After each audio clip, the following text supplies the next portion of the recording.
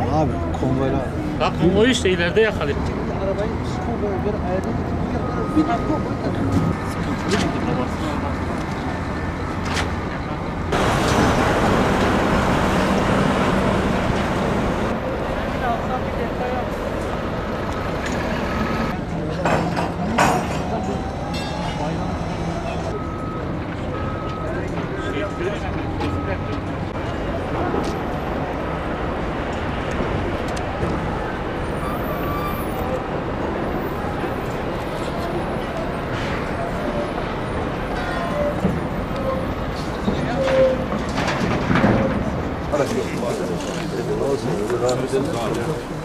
Önce bir kahvaltı bakmaya diyorum. En büyük şey biraz otopark olduktan sonra açarsın. Peki. İnşaata bir bakalım.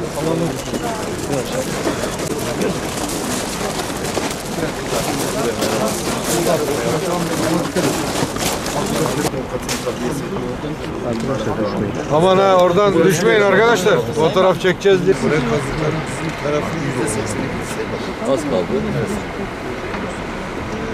Burada Şire pazarında tenemiz radyası hazır yarın döküyoruz inşallah. Burada da bugün tahliye döküyoruz.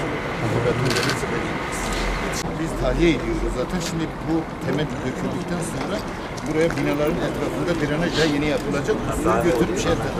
Tabii daha şimdi ilk önce refleks ölçesi biz yapalım. Götürüp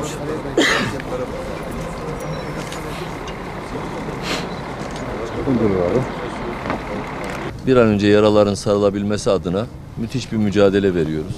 Gece gündüz demeden çalışıyoruz. Bugün de son olarak şimdiye kadar neler yaptık? Eksiklerimiz var mı? Onları nasıl gideririz? Bir an önce hak sahiplerinin konutlarını, iş yerlerini nasıl teslim ederiz diye birkaç saattir toplantımızı devam ettirdik. Biraz önce de sonuçlandırdık. Netice itibariyle Malatya'mızda şu anda AFAD'ın bize bildirdiği 69 bin kadar konut yapılması icap ediyor. Hak sahipliği olarak böyle bir sayı çıktı. Önümüzdeki günlerde belki mahkemelerden gelen veya başka türlü sahiplerle gelen hak sahipliği de biraz daha artacağını düşünsek demek ki 70 bin civarında Malatya'mızda gerek merkezde gerekse kırsalımızda konut yapmak durumundayız.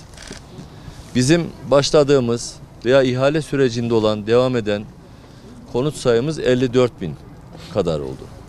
Bunları en geç Mayıs ayından başlayarak her ay birkaç bini teslim etmek üzere bir sene içerisinde de inşallah teslim etmiş olacağız. Geriye 15 bin kadar 16 bin kadar bir eksiğimiz kalıyor. Bunların da 11 bini köy evi olarak önümüzde duruyor. Kırsalda yapacağımız konutlar olarak duruyor. Orada da en büyük sıkıntımız bazı köylerin fay hattı üstünde kaldığından dolayı yeni bir yere geçilmesi. O yeni yerin tespitinin haliyle bizim tarafımızdan zemin etütleri yapılarak sert zeminler olarak belirlemeye çalışmakla birlikte vatandaşın da köylünün de evet biz buraya geçebiliriz demesiyle ilgili olduğunu bildiğimiz için uzun bir süreç oluyor bazen. İşte onları devam edip bitirdiklerinde de 11 bin köy konutumuzun ihalesini çok kısa süre içerisinde yaparız. Onlara zaten 6-8 ay gibi bir süre veriyoruz. Onlar da bir sene içerisinde bitmiş olur diye düşünüyoruz. Yeşilyurt'ta ve Battalgazi'de de birinde 2500, diğerinde de 3500 kadar konut eksiğimiz var. Rezerv alanı ilan ettiğimiz yerlerde boşaltabildiğimiz, temizleyebildiğimiz, zemin etüdünü yapabildiğimiz yerlerde o konutlarda önümüzdeki 2-3 ay içerisinde ihalesini yapmış ve başlamış olacağız. Böylelikle değerli arkadaşlar, bu uzun anlatımın altındaki kısa özet şu. Malatya'mızda 70 bin kadar hak sahibine vereceğimiz konut var. Bunun büyük bir bölümüne başladık. Önümüzdeki 3 ay içerisinde geriye kalanlarında bütün formalitelerini bitirip, ikmal edip başlamış olacağız. Onlar da en geç bir sene içerisinde bitirmiş olacağız. Allah izin verirse, işlerimiz düşündüğümüz gibi normal giderse, gelecek senenin başlarında, ortasına kadar Malatya'mızdaki bütün hak sahiplerinin evlerini bitirmiş olacağız. Onları teslim etmiş olacağız. Böylelikle inşallah konutlarından mahrum kalan, uzakta kalan vatandaşlarımızın hepsi sağlam, güvenli, bu depremden daha şiddetli bir deprem gelse bile, inşallah gelmez ama ola ki öyle bir şey olsa bile evlerinde huzurla oturabilecekler. İnşallah hiç kimsenin de burnu kanamayacak. Bulunduğumuz yerde valiliğimizin karşısındaki bizim merkez çarşılarımızın olduğu yer.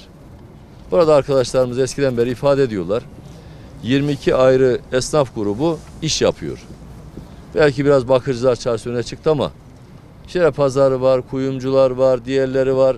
Bütün arkadaşlarımıza burada da iş yerlerini bir an önce teslim edip vermeyi düşündüğümüz için ilk işe başladığımız yerlerden birisi burası. Binlerce fore kazık çakılıyor. Yani zemini sağlam hale getirmeye çalışıyoruz. Yapacağımız yapıları çaktığımız fore kazıkların üzerine bina ediyoruz. Aradaki o bizim teknik tabirini çok söylemeyelim, çürük olarak gördüğümüz, balçık olarak gördüğümüz zeminleri geçiyoruz. Daha aşağıdaki sağlam zeminlere bizim kazıkları saplıyoruz ve üzerinde de binalarımızı inşa etmeye başlıyoruz. Sizin de gördüğünüz gibi artık zemine kadar yaklaşmış olan, hatta bazı yerlerde geçmiş olan 5270 kadar bağımsız birimi burada inşa ediyoruz. Bunun büyük bir bölümü, %90'ı iş yeri. O iş yerlerini Allah nasip ederse sene sonu gibi veya onu da bir seneye kalmaz tamamını bitirmiş oluruz. Hatta bir kısmını sene başından önce veririz ana cadde üzerini.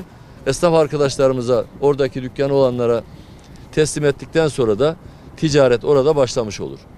İnşallah burada da bir sene içerisinde esnaflarımız dükkanlarına gelip iş yerlerini açıp Bismillah diyerek işbaşı yaptıklarında çarşının merkezi de ayağa kalkmış olur.